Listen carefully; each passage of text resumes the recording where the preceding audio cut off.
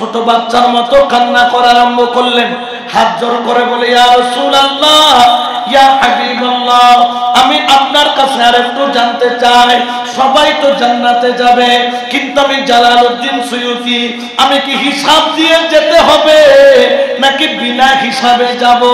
আমার নবী মুস্কি হেসে বললেন, ও জালালউদ্দিন সুয়ুতি, আমি নবী ঘোষণা করলাম সকলে হিসাব দিয়া জান্নাতে যাবে, কিন্তু তুই জালালউদ্দিন সুয়ুতি কিয়ামতের ময়দানে বিনা হিসাবে জান্নাতে যাবা। আমি ওনার উদাহরণ কেন আনলাম? কারণ ওনারা এমন দরজার আলেম, যাদের কিতাব না পড়লে মানুষ আলেমই হতে পারে। তো ওনারা কখনো জবান দিয়ে মিথ্যা কথা বলে? তো কেউ রসুলকে দেখেছে, এটা যেরকম সত্য, আবার রসুলকে দেখা যায় সেটাও, জোরে বলেন না সত্য কিনা?